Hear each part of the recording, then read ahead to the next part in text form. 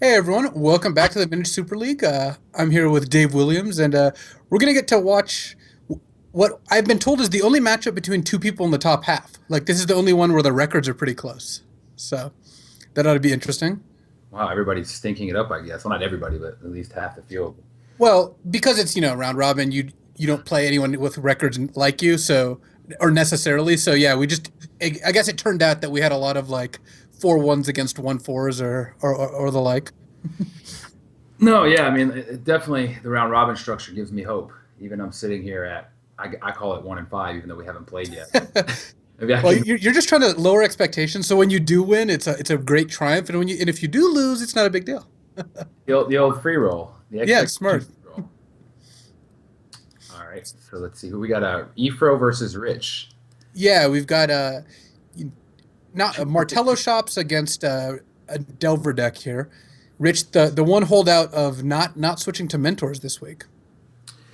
Yeah, I mean, it seems kind of not exciting to just play Delver every week, but at the same time, Delver's just so good. Maybe that's just, the right play to play 9 weeks of Delver and make the playoffs and play it three more. I mean, it definitely seems like Yeah, a smart strategy.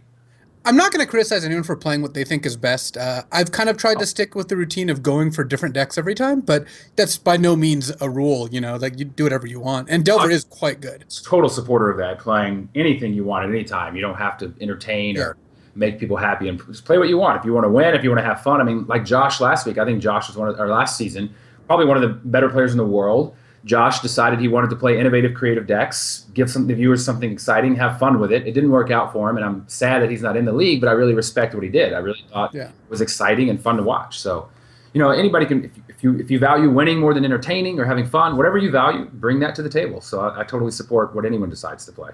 Yeah, and I think some people, there is value in trying to hone and pick the perfect Delver list for every week. That is kind of interesting. But I do think it is more interesting when we have a variety of decks also. So, having people with all sides of the range is good. Yeah, and it's nice that we've had some dredge, we've had some shops, we've had most of the archetypes, represented. We haven't had Bomberman, which a lot of people say it's because it's difficult Yeah, to play on Magic Online, but pretty much every archetype has been represented. I mean, we've got Oath, we've yeah, got Storm, combo decks. I'm really happy. yeah. I don't buy that, by the way. I don't believe anyone in the league did not play Bomberman because it's annoying. I mean, maybe they did. I don't know everyone's thought process. If I thought the deck was good, I would have played it. But I think most people in this league would scoop to your opponent going infinite. So I don't know. I think that Bomberman has other problems besides it taking a long time to combo out. Namely that, I think the deck's not as good as like Delver, for example. I was going to play it, but I knew that Tom Martell was on my three opponents, and he's not. No, I'm just kidding. I was just giving Tom a little salt. But no, yeah, Tom would have scooped as witness as he did. Tom is Yeah. like actually probably the fastest scooper in the league so far. As soon as the game looks remotely just bad, he's like, "All right, you win. I'm over this deck." So Yeah. yeah, I probably think Bomberman's not as good as other lists too, and maybe that's why I haven't played it myself. I was actually really close to playing it this group of weeks, but I really Yeah. wanted to play Mentor. No, I think the deck definitely has potential, but I keep running back to when I'm trying to build these like medium to big mana blue decks, they all seem worse to me than the creature based gush decks. Those decks just seem so good. What do you think the problem is here? I mean, do you think it needs to, like, if they want to shake up the format, ban Gush, or I mean, what kind of things? What do you think could I, change it? I don't know if we're at the point where it's a problem. I think, I need to explore a little bit more, but it is tough. I mean, I'm not saying that it should be right to play gifts or play a mana drain deck, but right now the gush decks seem to trump those decks in most matchups. So I would like to see how the next couple months play out. Maybe when the next ban restricted list comes out, maybe gush is restricted, and that could be interesting. But I do like where the format is in general. No, yeah, I really like and think that you can kind of do whatever you want and play whatever you want, and Yeah, it's fun. Like I've already been working on some spice for the next 3 weeks, especially since nice. I'm kind of not going to be able to make the top four unless a lot of things go my way. So I'm just going to have fun with it. I'm going to show up with something hopefully interesting and exciting. Yeah, well, I'll definitely talk to you about that since we're getting our one match out of the way tonight. Yeah, no.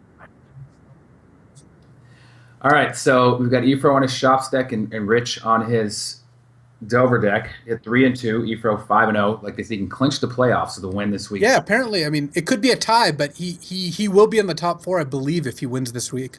Yeah, if he goes 6-3, which is if he wins this week, that'll be his worst possible record. There's no way he can be lower than fourth. So that is pretty exciting for Efro. He's probably one of the hottest players in the world right now. And then we've got Rich. Here's his Delver list. And he went back to Rug Delver, which is kind of the more standard. He was on Blue Red White Delver before Mentor came out. Then once Mentor came out, he went back to Rug Delver. So Looks pretty smart for this matchup because now he's got yeah, green available, which is going to be excellent against Ephro with the flashback of Ancient Grudge. I believe he's got Trigon Predator, which is a nightmare if that resolves. looks like he's just on Grudges this particular time. But I do agree that Grudge is better than anything White can offer. Much better than Wear Tear.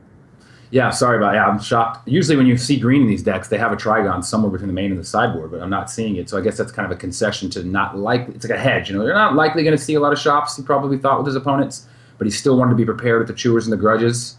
Yep. And then we have Ephro on what I think is the superior shops deck for this matchup. I mean, Terra Nova has Null Rod, and Null Rod is awesome, but against the Delver deck that has very few mana artifacts, you'd much rather be on the Forge Master plan.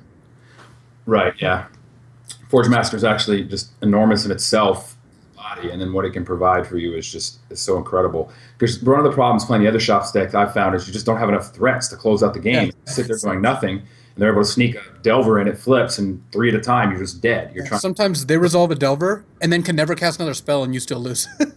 Right, so I like a threat-heavy shops deck, which is what Ephro is playing. Yep. And then post board, he doesn't have a whole lot, but he's got the Triskelion, which is a nice blast from the past there, and a couple Dismembers. I don't know if he's going to bring much else in. Yeah, the other cards don't seem like they do really much at all in the matchup. I mean, you could theoretically say he might want Crucible so he can recur Wastelands, but I doubt that. We'll see what he does. But we're here at the match. Looks like who won the roll here? It looks like the Atog Lord is on the play here. So Rich has some of his bad cards in his main deck. This is part of the reason that the Game 1 match is tough for Delver decks, is they have cards like Pyroblast, Grafdigger's Cage, Flusterstorm, Mental Misstep. They have all these dead cards in their deck, and Rich has 2 of them in his hand. Yeah, I don't normally see Grafdigger's Cage in the main deck, I think, of Delver decks, which I like based on this league and what they're likely to play, but in this matchup, it's really going to not be great for him. Yeah, it's kind of like main decking a Null Rod. You just are picking which kind of random hoser card you want. And I think it's a fine choice. I actually saw last weekend, I watched a live Vintage tournament. I was at Grand Prix Liverpool, and on Sunday they had a live Vintage tournament. And one of the decks that did best was a Delver deck that had 3 main deck cages. Wow. Was this with proxies or not? No proxies. So they expected a decent amount of dredge, and that is one way to make the awful dredge matchup good, is to have a bunch of main deck cages. So we've got Ephro's full hand in view now. It looks like pretty solid. Yeah, it's a pretty mana heavy hand, but it's not a bad hand at all. Yeah, I mean, Chalice on 1 is one of the strongest plays you can make against this deck. And actually, Chalice on 2 even shuts off the Pyromancers, which cuts his threats to beat you down to just Delvers. And then it's got Revoker, which doesn't really do much here, but it can probably block if it keeps the Pyromancer out of combat. Lots of mana. Thorn is actually not that exciting here either because Rich has got a handful of creatures. He'd much rather have Sphere that stops creatures. But either way, the hand's not bad. It's not explosive enough and exciting, and Rich being on the play is huge, having a Strip Mine to take out the Workshop. But he can follow it up with Academy, which with these artifacts is going to be like a pseudo Workshop anyways. Yeah, if Ephro could see Rich's hand, I think Ephro would be a huge favorite because he would just play a Chalice on 2. But, if Ephro plays normally, I would expect like Chalice on 1 plus a Thorn to get cast, which runs right into just Pyromancer. Yeah, and Pyromancer is actually one of the strongest threats you can have in the deck against shops because it's actually already a little bit difficult for them to deal with creatures. They do have stuff.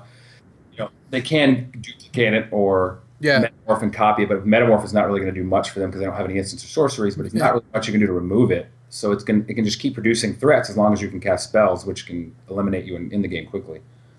Yeah, here's where if Ephro draws a Wasteland, that's actually insane. Because he could just lock Rich out of ever casting a spell if he just draws Wasteland turn 1. Yeah, Wasteland into Mox, Soul Ring, Chalice for 1. Have a nice day. Yeah, that's almost just game, but if Ephro doesn't draw Wasteland, we're going to see at least 1 Pyromancer resolve here, and potentially both, given Ephro's hand. Yeah, I mean, maybe Ephro is just playing at another level and is just going to go, Workshop, Mox, Soul Ring, Chalice for 2, go. But that isn't my instinctual play because the only 2 drops really are Pyromancers in the deck. Right, yeah, I don't really see a reason other than protecting against Pyromancer. And, Rich, the deck isn't very mana heavy, and it does play a lot of 1s. Rich preordained, and we saw Force of Will. It looks like he kept a Delver. I don't know if he kept Delver. I would imagine he put force on bottom, though I guess if your plan is turn 2 Pyromancer, I could see not doing that. Yeah, that's where I was going to go with it. He could want to keep that as the blue card as the backup for his Force of Will. Yeah. You know, it might be that playing Chalice for 2 is actually just a great play here. With double Thorn, you're making Rich's 1-drops already really bad, and worrying about young Pyromancer is a very real thing. I actually don't think it would be that surprising if he ran it. Well, here we go. We get to find out how hot he's running. Because it's really kind of a judgment call that's kind of, it's just, if he just happens to hit it right here, it just shows how good things are going for him right now. Yeah, I mean, he doesn't have a ton of information. Rich could easily have a bunch of 1-drops in hand, so it's hard to know. So he's actually going to lead with Thorn. And looks like double Thorn. Double Thorn is nice because now if Rich plays a Pyromancer, then Ifro can just play Chalice on 2 afterwards, which obviously isn't as good as the reverse order, but the 2 Thorns make all the 1-drops pretty expensive. Right, that was the drawback. Had he played Chalice on 2, he shuts off his entire hand. He can no longer play the Revoker or the Thorn. So that's a reason you wouldn't want to ever go Chalice for 2 first unless you happen to see his cards. So this way it allows him to bottleneck his mana on things like Force of Will, 1-drop cantrips, but it's also going to be a little weird because even though he won't be able to play spells after he gets that Pyromancer down, there's not much really he can do about it, you know? Yeah, this Pyromancer is just going to be a 2-1. It's going to match up with Revoker, and it's a good point. You can't play Chalice for 2 with Thorn, Revoker in hand, so this might just be the best sequence. Someone in the chat asked why don't the players just watch the stream for hand information, because that would be cheating, I guess. Man, I can't believe none of us have thought of that in all these weeks of Super League. So let's see. He actually, oh, you know what? He's going to strip mine the workshop, trying to narrow Ifro down to 3 mana because of the 2 Thorns that are out, not knowing that Ifro happens to have Super Workshop in his hand, the Academy that generates 4 mana. It actually looks like Rich would just rather have a Delver in play. Wow, but now that's insane. I guess he realizes that getting a Pyromancer in play doesn't allow him to cast any spells after and generate any advantage, whereas the Delver most likely at some point is going to become 3-power flying, so it can't even get blocked by a Revoker. So, yeah, I mean, I kind of like Richard's play here, but I think, and it gives him the option to Wasteland or Strip Mine if he sees that Ifro doesn't deploy much more mana, which actually Ifro might sandbag the Tolarian Academy to try to bait Rich into Wastelanding. Yeah. Though Ifro's got enough mana to cast everything, I think he's going to play Chalice for 2 after playing the Revoker there. You can afford to let the Delver flip, and you'd rather just get Chalice for 2 out there. Yeah, and right now it costs 6 mana, which he's easily able to generate. Because of the Thorn adds 2 to the cost. So he's got all his 2-drops out. He's named Black Lotus with the Revoker just to really bottleneck Rich's mana. He's Chalice for 2, which has shut off 2 cards in Rich's hand. Rich has also got basically 3 dead cards, 2 actual dead ones, and Force of Will is dead until he draws a blue card. So Rich is basically living on this Delver. And Rich almost can't even strip mine because then he wouldn't be able to cast 1-drops. And then with Ifro having Duplicate in his hand, he's actually not worried about the Delver, and the cost is not increased by the Thorn, so he's easily able to cast that next turn if he doesn't get strip mined. And even if he does, actually, he has 6 mana. And Ifro doesn't name Dak Faden with Revoker, even though that's a pretty common name in this matchup, because with double Thorn out, getting to 5 mana is nigh impossible for Rich. Yeah, I mean, the Delver deck already is light on mana sources, and trying to cast a 3-drop with 2 Thorns out, yeah, it's not really what you're worried about right now. You're more worried about him being able to break out of this and play some spells, and Black Lotus is definitely the card that could help him do that. Rich just playing Grafdigger's Cage to shut off Kuldotha Forge Master. I mean, his other plays do nothing or strip mine, which he doesn't really want to strip mine because he bottlenecks himself right here because Ifro's got plenty of mana. So, yeah, it's an interesting play, but it's probably the right one. Well, otherwise you're just saying go. Wasting Volcanic is a pretty nice turn of events for Ifro. Yeah, it looks like a Duplican. Yeah, so this game is not looking well for Rich. I don't know what sequence of cards he needs to draw to get out of it. Because he needs to draw mana, but he also needs to draw relevant cards.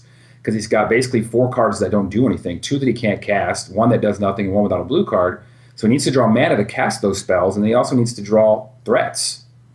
Well, Ifro's only attacking for 3 a turn. If Rich draws like Delver, and then flips them both, maybe he's got a shot. He needs to do that really quickly, though. Yeah, he's definitely running out of time, and Thorn is not it doesn't help too much. I mean, it does shut off the ability to draw cards like Gush and get back in it. But you'd much rather right now have a sphere to just make it, to start increasing the cost on those delvers. I guess you can cast Ponder here. Well, Sphere does get shut off by Chalice. Unfortunately, Ephro's got given himself a bunch of dead draws, which Yeah. is, I imagine why he didn't play Thorn. But I knew I didn't play it, but I don't know. Yeah, I yeah. still talked about drawing a sphere, even though it does cost the same. Well, what he really wants to draw is Lodestone Golem. Then he just can't lose. I mean, he already is in really good shape, but a Lodestone Golem, I think, would make this game unwinnable. Like, actually, almost strictly unwinnable for Rich because he does not have enough draw steps to draw enough mana and spells to cast anything. Right, and he would need Lightning Bolt, and then he would Yeah. need 3 mana, which he has. But if that other, let's see, so with the Golem in play, it would cost 4, so he would need 1 more mana and a Bolt. Yeah. So I guess if he draws a mana or a bolt here, maybe he's seeing a Delver. I guess he could leave Delver on top with Force under it. So yeah, Rich is in a tough spot. He's got Delver and Force, but he's also got a young Pyromancer. And if he draws Pyromancer, next turn plays Delver, next turn flips it off Force, I guess that's okay. But he's just like multiple turns of dead draws here. Right, you really don't want to leave Pyromancer there, but you kind of want the other card. It's really a difficult situation where you've got to kind Honestly, Rich's deck is so thin on action that it doesn't sound horrendous to me to draw these cards. So he shuffled and drew a Mox Ruby, which actually he cannot play because it costs 2 mana. Oh, there we go. And that's probably going to put the game away here. Yeah. Ephra's going to go to 9, so Rich is going to go to 9, so Ephra only needs 3 more attack phases. I guess Rich can cast a Ruby. He even drew the Delver, which is a nice draw. I mean, given given that he would be able to use it, it would have been nice. But so he can play the Mox, or he can play the Delver. The options of opting to play the Delver because he's got to get a creature out to stop. Yeah, I mean that's his best shot. And it actually looks like he doesn't have time to hope it flips and try to race. I think he's going to actually have to block the Revoker to get the clock down to a 1-point clock, although Ephro just drew Lodestone Golem, which, as you said, is going to put the game away. Yeah, it's really unfortunate. I think you do have to block there since you just can't race, and a 3/2 Delver is still trading for the 2/1. So you're really not in any better shape if you take it. Duplicant did its job. I mean, it killed Delver. It's not the mightiest thing once it's in play, but it does kill a Delver. It's like a 6-mana Bone Shredder. Didn't have to pay Echo. It doesn't fly. Yeah. You get to pay it all at once, not over 2 turns. But it taps for a blue mana once it's in play because of the Academy. Oh, that is actually... So it's like Solarian Elf. Then here comes the Lodestone Golem. And now Rich is pretty close to eliminated. I guess he could go to 2, draw Bolt. So he can play the Mox. Go to 1, draw another Bolt. Yeah, he needs running bolts and Ephro to have running blanks. Well, the running blanks part, well, I was going to say isn't that hard because Ephro's deck doesn't have a ton, but here's the Worm Coil engine. So Not boltable, so... The Academy is just broken this game. Yeah. And let Ephro, cast 6 mana worth of spells on turn 2. There it is. Game 1 goes to Ephro with Shops. Showing his versatility. First set with a blue deck, now with the Shops deck. I wonder if he's going to show up with Dredge next 3 just to try to say, look, I play all the pillars. Yeah, or just something really sweet, probably. I'm rooting for Dredge. Yeah. I mean, you did play Dredge. I guess you do think the deck is sweet. So, Triskelion's obviously coming in. Being able to take Yeah. multiple 1-toughness creatures is really exciting. Probably Dismember, although, you do need a way to get rid of a quick Pyromancer, especially if you're on the draw. Yeah. Rich can resolve one before you can get a lock element out. I don't love Tanglewire post board just because you're playing against Grudges and Ingot Chewers, so they can just wait out Tanglewire and kill all your other stuff.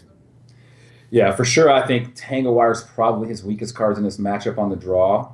I'm looking here. You definitely want your Chalice. You definitely want your sphere effects and your Revoker. And your Revoker is not the best because there's not a lot of artifacts in Rich's deck, but it's still a body and still probably better than Tanglewire, like you said. Yeah. I mean, maybe maybe Tangle Wire is better if you can get it out before Pyromancer, but the problem is Pyromancer also kind of negates Tangle Wire. But more interesting is what's going on Rich's side here, because Rich is the one who needs the help after game one. The game one is pretty heavily slanted in favor of Ifro, but Rio Rich gets the standard 4 Ingot Chewer and a basic mountain plus 2 Ancient Grudge plan, which is a decent amount of stuff. Yeah, so I don't think he brings in No Rod, even though it does shut down the Forge Master. I mean, he might, but I don't know if he has the room. The cards that you'd want to bring out, you definitely want to bring out your Pyroblast. There's 2 spots in your cage. That's 3. And then And the then 4 missteps. missteps are always really bad, which is 7, which actually slots perfectly for 4 Ingot Chewer, 2 Grudge, 1 Mountain. So now the Yeah. question becomes, does he have anything else that he can pull out to possibly fit in a Null Rod if he wants that? I I go back and forth. I generally tend not to bring in the no rod here though. Like you could cut like one of the dig through times because you often don't play enough spells to really delve, but no rod feels like you're not fighting the right kind of fight. If they have a Forge Master out, like they're just gonna be hitting you with it and you're still gonna lose to that. All right, so here we go. Ready for game 2? Rich will be on the play. He's got an opening hand with a land and a Black Lotus.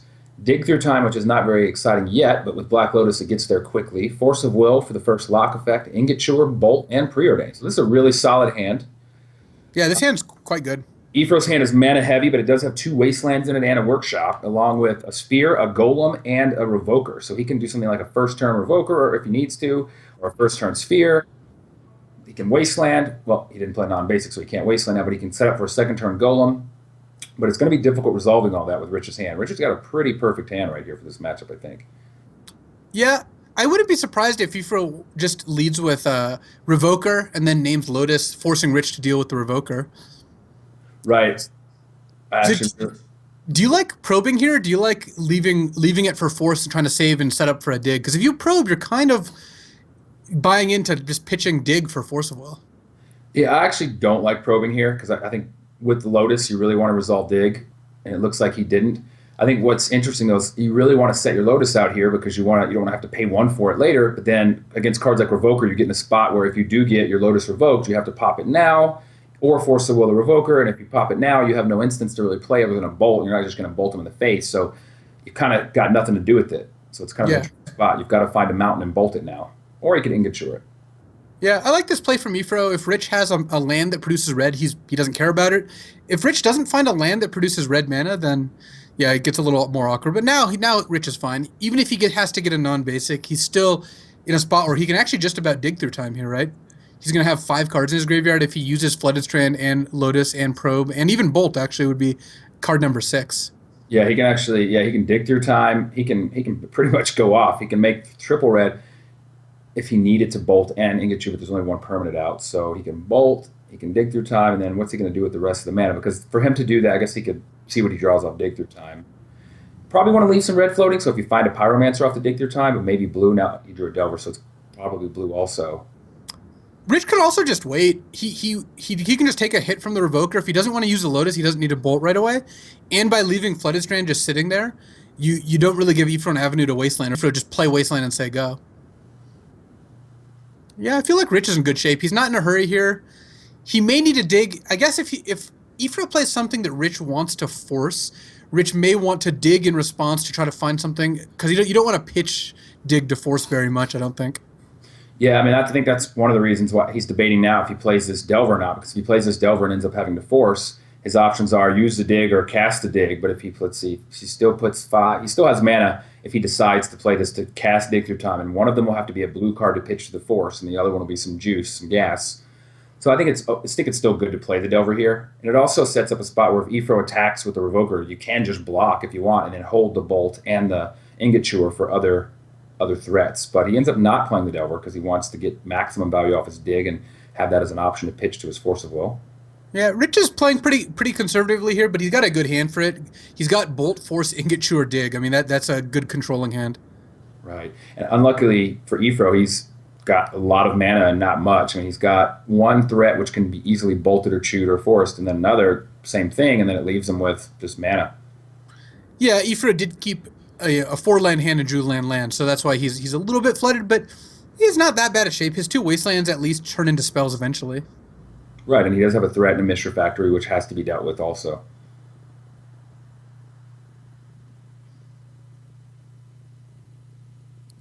So if Rich did in fact not play Delver. I think, yeah, it looks like he's forcing it. I imagine he's got to pitch Delver here. It's kind of interesting because with the mana floating, if Ephro had like the double workshop draw, you have to be concerned about workshop golem following this up, which would be kind of big, but not that big of a deal when you've got Bolt and Ingachu in your hand and you've got a flooded strand. But we know Ephro doesn't have that hand, and he's going to pass here after this doesn't resolve. So Rich has 4 cards in his graveyard. So Rich is still unable to cast Dig without cracking this Lotus, which would necessitate getting Volcanic with Flooded Strand, bolting the Revoker. Might be fine just to like. I guess it depends what land Ephro plays. Ephro kind of has incentive to play Wasteland and just pass now. If Ephro does that, then getting Volcanic end of turn, you are going to get Wasteland, or at least you expect that. Right, and you're going to untap, and your Lotus will be gone, and your dual land will be gone, and you'll be down to just Island. So it's actually a spot that's not that exciting because you want to be able to have red mana to cast these red cards. But you could say with Dig Through Time he could grab a red mana, but you really don't.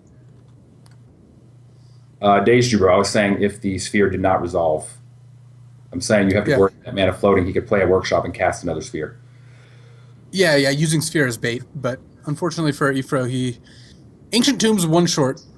I do like the Wasteland Go plan from Ephro because it would not surprise you if you knew that Rich has Bolts and Ancient Grudges, so a bunch of cards that involve red, and because it's not Scalding Tarn, importantly, Rich has to get a Volcanic if he wants to get a red source. So you're going to be able to deny Rich the second use of the Volcanic because Ephro snap Wastelands here. He's got all lands in his hand.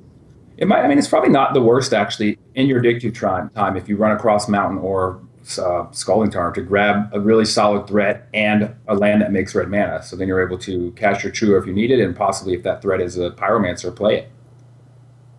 Yeah, so the funny thing is, Rich makes more mana by waiting on Dig than he does on casting at end of turn. It's just not normally the case, but because he can main phase Dig with Lotus, he'll have a blue left over, whereas if he does it end of turn, he's nothing to spend the mana on. Right, so he can just bolt, pass, untap, see what he draws, and then decide whether he wants to dig or not. I mean, if you're fetching for Volcanic here, you've got a bolt, right? Like, you're otherwise you can just maybe never cast another spell. Yeah. I guess Rich can actually float a blue and then cast Dig Through Time off that blue, Yeah, but then you kind of have to take a red source. Yeah. I still think you want to take a red source here. Yeah. Although that's another reason why it's good to wait to your main phase because he has a lot of, compared to other cards, red sources in his deck. He could just draw one to start his turn, and he doesn't have to take one. Actually, off. This is really nice. This is the other out. If you wait, you can just draw a blue source and just cast Dig without Lotus. Right, and the exciting part about this is it leaves him with 5 mana available that he might be able to actually cast Ingature, which is one of my favorite things to do against workshop decks when I have Ingature, is actually pay the full 5 and have a 3/3 beater and beat down. Well, part of the reason that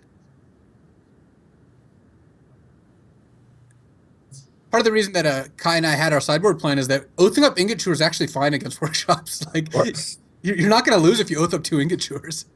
So go ahead. You can tell. Yeah. It looks like we can see Ancestral's already been selected, and then deciding between Time Walk and Young Pyromancer, I imagine, is the second choice here. So I guess he's going to pop the Lotus for blue, cast both his cards. Still has a land drop available. So he can most likely the next 4 cards find a land source in red. I like this, especially if you wait too long against shops, you're going to end up being unable to cast your cheap spells all in the same turn. Right, and a lot of go ahead. I was just going to say I don't like playing the Volcanic there as your first land because that exposes it to Wasteland. It's your only red source, but then Rich drew a Gush, so it probably doesn't matter too much. Right, and normally I don't like just time walking for value against a lot of decks. I want to wait till you have a board advantage, but against shops, it's great when you have mana sources because it allows you to deploy more mana so you don't get as bottlenecked and caught up in sphere effects. So Ephro Wasteland's the red, and Rich sandbag the Gush and is going to be able to Gush right out of it, which is one of your worst nightmares as a Wasteland player.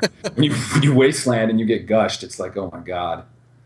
And Rich is ready to treasure cruise if he finds one. He casts Dig, removing 6 cards, and the next turn he already has 6 cards back in his graveyard. Shows how oppressive these cards are. I'm glad that you can't play 4 cruises. I wonder if Dig is close enough that maybe you just say, just restrict both. I think If it is, we're going to find out quickly. Not Yeah, us at the Vintage Super League, but I mean the game, the format. We'll find out quickly if it's that broken. So it looks like he did bring I in no. agree. Oh wow, and it looks like we can at least see a strip mine off that preordained, which is a very tempting card to take right here. If you just strip money for his workshop, he didn't play anything off a lone workshop last turn, so you've got a good shot of making it so he can't play anything next turn either. Yeah, I mean, I think you have to take strip mine here. You don't know Ephro's hand. It doesn't look like he's unlikely to have another workshop, and without an actual workshop, he doesn't have a lot of one drop threats. And Ancient Tomb makes 2 mana, so you got to think, man, if I strip mine him here, unless he has exactly workshop 3 drop, I'm going to get another. It's like a time walk almost. He's going to get to just say go. He's going to play land go, and you get to have your way with him again. And I guess Rich is thinking about playing Volcanic. He's not afraid of Wasteland because of Gush. I still would probably slow roll Volcanic, but I don't know. Yeah, I don't want to keep gushing myself back to 0 lands. I like to develop a little bit so I can cast my threats. And like I said, I think there's a lot of value in getting rid of Ephro's workshop because now Ephro drew Lotus, and he's going to be able to deploy one of these threats. Rich happens to have all threats covered with Bolt and Null Rod in case he doesn't want to bolt or Ingot Chew the Forge Master, and he's got an Ingot Chewer himself, so I'm not really worried about much. Yeah, looks like Ephra's just going to start with Lodestone, which is going to get bolted end of turn. Now I wonder, is he going to leave his Lotus out? There's no real reason to put it out there. It's not like Rich is playing Sphere Effects, and you don't want to tip him off to have him Null Rod you. Yeah, or get grudged or something random like that. This strip mine's not horrendous for Ephro. He didn't have a lot of action anyway, and if he draws spells, I mean, he's got Academy there too, so. So Rich is deciding whether to float the Gush. It looks like he opted against, and he's going to play this Null Rod, which, I don't know if I love it. You have your own Mox out, and Ephro hasn't shown Artifact, but it happens to be great in this situation because now the Lotus isn't going to do anything, and the Forge Master is just a 5 mana 3/5. Yeah, that's a pretty aggressive Norod. I think that having not seen any artifact mana from Ephro, I would be hesitant to play it, especially since if I'm Rich, my plan is to get up to 5 mana and hardcast Ingot Chewer. Like you said, that's a really effective play. Right, because I mean, you do want it in the game. Obviously, the longer it goes, if you're developing mana, it's still good for Delver. But you do want to win games when you play Magic. You don't want to sit there forever. Yep. That is how you lose them. Things go wrong, as we've seen you make some crazy comebacks when the games are going forever and people don't kill you. Well, a long enough time horizon, this workshop deck does negate a lot of Rich's potential plays here. The Rich's hand is very good right now, so this is going to be tough. Right, it's not like he's going to generate 10 mana and cast Chalice for 5, which would be kind of exciting. Shuts off. Yeah, that would be awesome. The Forge Masters are dead, but also the Ingot Chewers and the Gushes. Although he would cast one in response, but every card other than that Chalice costs 5 out of the 6 cards in their hands that aren't lands. That's kind of exciting. Yeah, that is pretty funny. I wouldn't be surprised if Chalice for 1 is what comes out here. That just long term makes Rich's deck a lot worse. Of course, Rich is going to be tempted to Ingot Chewer at some point here. He doesn't have to even do it right away. He doesn't even have any 1-drops right now. Might as well play it first. Protect yourself from Lightning Bolt. Yep. Rich is actually at 11 after this attack. Rich is at 9. He's been aggressively taking mana from Sacklands, Gataxian Probe. What else? Yeah. How did he take so much? He got hit by Revoker, I think, at least once, maybe. Revoker hit him. The Mishra Factory hit him. I guess Gataxian Probe and Sacklands. It doesn't take much. Yeah. Now, of course, Rich has 4 lands in play with a Gush in hand to enable a hard cast Ingot Chewer next turn. So things are going to go downhill fast for Ephro.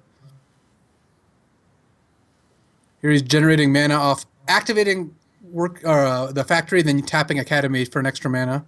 Right, so the net result is he just gets a free activation of the workshop and gets to deploy his Lodestone Golem, which is going to have to be Ingot Chewed. Now he's prevented him from actually, it costs 6 if you want to hardcast Ingot Chewer, so now he's going to have to evoke the Ingot Chewer to kill the Lodestone Golem, which he's going to do. Yeah, which I think Ephro's actually should not be unhappy about. I mean, Rich was very close to hardcasting Ingot Chewer, which is a much bigger problem. Oh yeah, definitely. So Lodestone Golem is gone. He'll be able to Gush now and get a land drop back. It's the mana that he tapped those lands for, so actually gushing here is great. He still has a blue card left for his Forcible if he doesn't hit any off the Gush. And he has a land drop left. Yeah, I like gushing here, clearing the golem first so you don't have to pay mana for it. Oh, wow. Ooh, that's some action. Those two cards, I mean, it's almost like if you cast Dig Through Time, those are probably two of them you would have grabbed. Another Dig Right. and Ancient Grudge.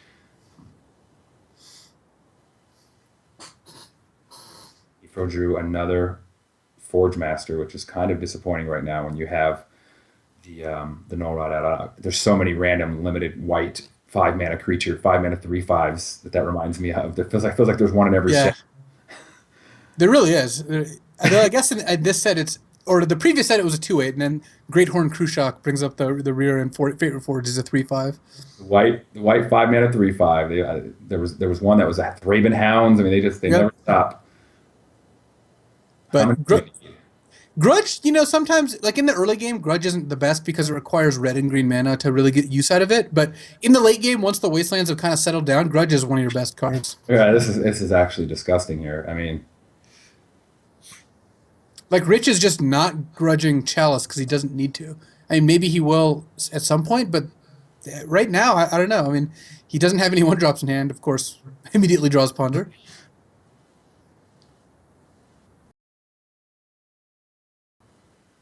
so if he chooses to, he can tap a green and then get rid of it, then tap a blue and cast Ponder, or he can cast Dig Through Time and then gush back the lands that he uses to cast Dig Through Time, or he can just pass and take his time. Like I said, he's got pretty much perfect hand. There's no hurry. He can take care of pretty much anything Ifro does, which And he, kind of it's funny. If he wants to play this game, Ifro could just start attacking with the workshop. I mean, with the factory, he could always just dig through time and find something, or he could Ancient Grudge. yeah, offering up a sacrifice, a Forge Master here. Rich is casting Dig Through Time. Yeah, it's always the worst when their graveyard starts lighting up, and then you're just like, man, you know it's coming. Like it's not a Sultai Scavenger. No. Rich might be moving to the phase of the game where Dak Faden starts stealing Forge Masters. Oh yeah. It would be sweet if he had something cool. He could Ancient Yeah. Grudge up Null Rod and then or sack Ancient Grudge his own Null Rod, sack something else he's stolen to the Forge Master, get it out. But so now he Ancient Grudge the Chalice, so he can cast his Ponder, and then his Treasure Cruise will have exactly 7 cards. So if he wants, he can just ponder into Treasure Cruise. I mean, he can pretty much do whatever he wants. He drew another Ancient Grudge here. Looks easy to lead with Treasure Cruise to try to draw a land. I would rather just play like Ponder Dak Faden. I think getting Dak Faden out is kind of your number one priority here. Right. I mean, there are no sphere effects out. So while it's as cheap as it's ever going to be, it's nice to just get it out. There's a prime, juicy target to steal, which also can block and protect it from the Miniature Factory if you don't want to leave green up and Ancient Grudge it, which he still can. Oh, no, he used the Ancient Grudge actually to get rid of the Chalice. So, yeah, I mean, you steal that Forge Master, it's impossible to get through and also get the DAC too. Yeah, Rich is going to have to win a game on the draw, though, because I would say he's got this pretty well in hand. It's going to be hard for you to make it through, Rich's hand, and that's without him drawing extra cards. So now he's got a Scalding Tarn. So if he needs to, let's see, he still doesn't have enough to cast anything after this, but he doesn't need to. He's now got a Forge Master. No, he's got the 3/5 advantage, and now Ifro can't even play his own Forge Master. I guess he has to play a Mox first to enable Academy.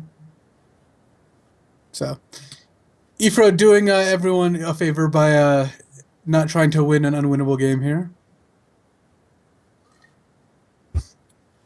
Yep, but shops on the play. It doesn't matter what you sideboard. It's if you don't have a Force of Will, sometimes you can never cast a spell. Oh yeah, that is a common fate when you play against shops in Vintage. So he did bring in the Nora. We're back on Ifro's deck. I don't think there's any surprises here. I don't think there's anything.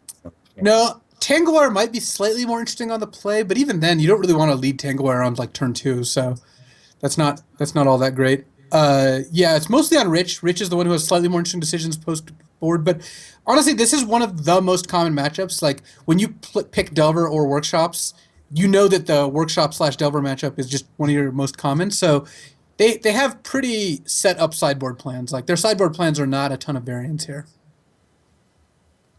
And Rich, yeah, is going to be taking out those cards. He looks like he did bring in the one no rod, so I imagine he maybe cut like one of the dig through times or something along those lines. But other than that, I mean, Rich's deck is set up as about as well as Delver deck can be in this matchup, though it is generally a tough matchup for Delver, I found. So let's see. Yeah, I mean, his whole draw last game, he was on the play, so he got to really set up before Ephro could sort of lock him out, and his Ephro's cards weren't as effective because he had a lot of mana early. But like you said, being on the draw is huge this match, and it's really about what kind of hand, the opening hands. I actually mulligan aggressively on the draw for a forcible a lot if I don't have a mana heavy hand when I'm playing a blue deck against shops, because you really want to be able to stop that first turn sphere, because it's just brutal sometimes, and you can't even play your moxes, or you have to go like land mox go because you have to cast your mox for one, or you can't play your brainstorm. So Yeah, it's so brutal that like some hands that would be great on the play are just so bad on the draw. Where the one land preordain like Mox hand that just works out on the play is just really really bad on the draw. I'm a big anti-sphere effect kind of guy. Just it bugs me, and I've been kind of brainstorm cool cards. I've always thought it'd be nice if they made affinity for your opponent's artifacts. Like one red destroy target artifact, and it costs one colorless cheaper, even though it's one red mana for every artifact your opponent has. So basically, it's sphere proof, That'd be and pretty sweet. cast it for one. That would be kind of cool. And maybe can't be countered by spells or abilities, so then Chalice doesn't even stop it. You can always just tap a red and destroy an artifact. I guess Trinisphere. Trinisphere would get it. Oh, no. Yeah, Trinisphere would get it. Give it Delve also. It's one red, has Delve, so you can get past Trinisphere, and it has affinity for your opponent's artifacts. And can't be You're just gonna get chaliced is what's gonna happen. no, So it can't be countered by spells or abilities. oh, there we go. And it destroys all artifacts. So Now, let's be reasonable, okay? yeah. So So, Ifro's on the play here with a hand where he really, really would love another mana source, but this is still not a hand I think you can mulligan.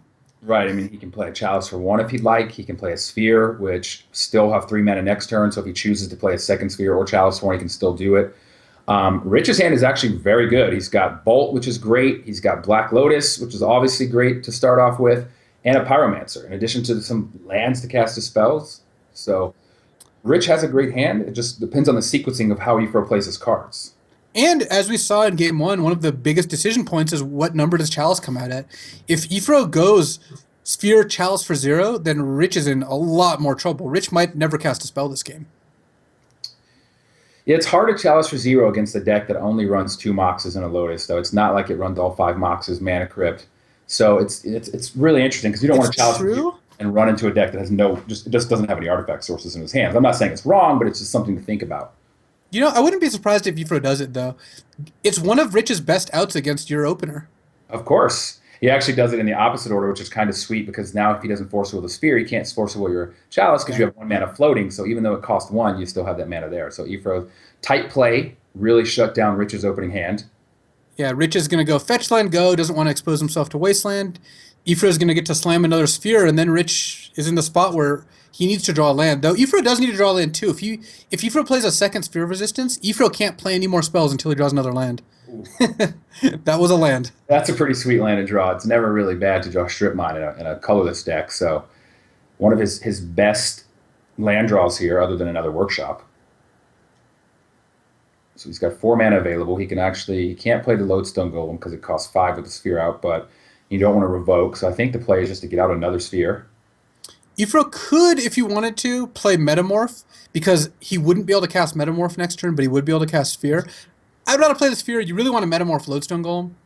Right. If he's able to draw, now he needs 2 more mana, but if he's able to draw Ancient Tomb or Mishra's Workshop or Artifact mana to get up to 6 mana and get that Lodestone Golem out, and he can really just put this game away. This is what I was talking about. When you go second, you can just, right now, Rich hasn't been able to cast a spell, and he's not in a position to be able to cast one if Ifro is able to continue mana. The thing is, if Ifro misses on mana here, he might just strip mine anyway. So, and then they're in a position where Ifro has a bunch of cards which win him the game on the spot, and Rich has a bunch of lands which don't even let him cast a spell. Ooh, he can actually get down a Chalice for 1 if he wants. I believe it costs 4, and he happens to have 4. And then, I like that. Yeah, then Rich isn't even able to cast cards like Bolt, Preordained Ponder to find more mana. So this is actually pretty gross because he can't cast 1-drops, and everything costs 2 more. So even if Rich were to find a mana source, he'll have 3 mana, which was 1-drops cost. He needs to find 2 mana just to play 2-drops. Yeah, so once Rich misses his land drop next turn, if that is in fact what happens, Ifro's going to smell blood, and he's going to know that the strip mine is just gold.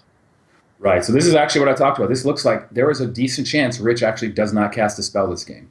So Rich could Gush. So if Ifro casts strip mine and Rich casts Gush, yeah, Rich got card advantage there, but then he's gonna have to discard a bunch and just play a land and say go, and it's still pretty good for Ifro. Right, yeah. So it does defeat my doesn't play a spell for the game, but I don't know if that really That's counts. true. You just picked up your lands and two more cards and then discarded three of them. Yeah. It's going to go up to 9 cards, draw up to 10, play a land, go down to 9, discard two more. Oh, wow. And Ifro up, can't play it. Chalice for 0 and Chalice for 1. Ifro can play a Metamorph here, sorry, a Revoker here, which seems like a decent play. Rich has good incentive just to Force of Will it though. Rich can't cast anything else.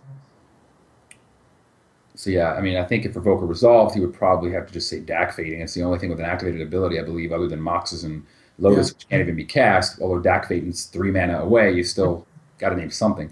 And it's a threat. I mean, it just starts beating him down. So even if Rich is going to miss his land drop here, you can't gush. It's just suicide. So Rich has to just pass the turn back if he doesn't draw a land. At which point Ifra will consider strip mining, but is still aware of the possibility of gush. Yeah, it's kind of hard to gush and set yourself back 2 land drops, although he doesn't have a land in hand, so he's only setting himself back 1 when you're trying to get out of a sphere, basically a sphere lock. You're trying to get above the 2 mana extra on your spells. Wow. First was a workshop, so here comes a Lodestone Golem, and he got rid of the Force of Will with the Revoker last turn, so that's probably going to put this game out of reach. Yeah, because now if Rich doesn't gush in response, Ifra just then gets to strip mine. And even if he does, Ifra still is going to win the game based on that.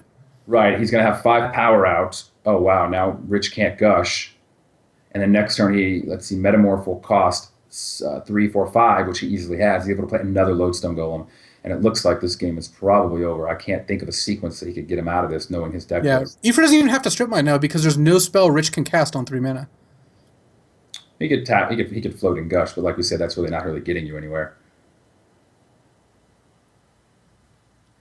I think if Rich promised he would gush, Ifra would let him draw a land this turn. Yeah. If it's gush, you can have a land. I guess given enough cards in the graveyard, eventually those delve cards become playable, but we're not at that point right now. Yeah, with Lodestone Golem, the game, you don't have many turns. He's got 4 right now, but if he clones the Lodestone Golem, he's really going to have 3. Yeah. And because Ifra drew Sphere of Resistance instead of Thorn of Amethyst, even Ingot Chewer wasn't a card that could be played, though it does get around Chalice. So here I would rather a Golem than a Hellkite. Well, let's see. Can you do enough with the Hellkite's 5? You have 10, and you can't pump with the Workshop, so you don't have enough to actually pump to kill him next turn. So you might as well copy and play another Lodestone Golem and just continue to lock him out of being able to play spells. Yeah, I don't think there's any card in Magic that gets Rich out of this, unless he had Pulverize in his deck and went land. Oh no, he's even now short because of the double Golem. Yeah, this is just over. When we were testing, I had Pulverize against Ifro on shops, and he didn't know it, and I was able to resolve a Pulverize in a spot like this, and he was a little upset. He messaged me, "This is BS. Who plays Pulverize? Glad to see you've got a list made to beat me." It was pretty funny to get to cast Pulverize and destroy like 20 cards. I've had Pulverize in a number of Delver sideboards, but I have not actually been in a position to play it. When it resolves, it feels nice. Oh yeah. Big crazy elephant. That card needs affinity for your opponent's artifacts too. I mean, this ability is great. I think I figured it out. I'm just hoping this goes longer to delay my beating from you, because as soon as this ends, I got to. You keep saying that. I suspect that you're just setting it up, so you're just going to beat me very easily. Well, I think the matchup is bad, and Kai was a little rusty and didn't know the deck as well as you do, and now I've got to play the actual master with the deck. No slight at Kai, but he even said himself he missed a few things that you probably saw. So I'm not going to have an opponent missing things, most likely, and it's going to be tough. I'm not like trying to sandbag. I'm just being honest that it's actually a very tough match for me. I need to win the die roll and have some things go my way. I mean, we did choose to play that deck, I think, because of decks like the Mentor/Delver decks, but it's also a high variance deck. My deck can really get horrendous draws, so it's definitely not out of the question that I get a draw that just can't do anything ever. Yeah, one of the funny things is when I was working with Steve, I was talking about the matchup coming up, and I said, what if these guys play Oath? I'm like, Oath is such a natural counter to just Delver decks, Mentor decks. I'm like, I kind of want to play, and I had a deck that was kind of a foil to Oath. I was like, maybe I should just play this. Then we're talking about the sideboard with the wear and tears. I'm like, Containment Priest just might be better. I want 4 Containment Priests and 4 cages. He's like, no one's playing Oath. And then I get 2 out of 3 Oath opponents. So yeah, a little salty. I'm like, I wish I had just played the other deck or the Containment Priest to have a better shot. But I'm excited for our match. And, hey, if I do end up losing to you, it's no shame losing to one of the best. So good luck, and let's do it. Yeah, you too. We're gonna take a quick break, then we'll be back with, I guess, this match right here.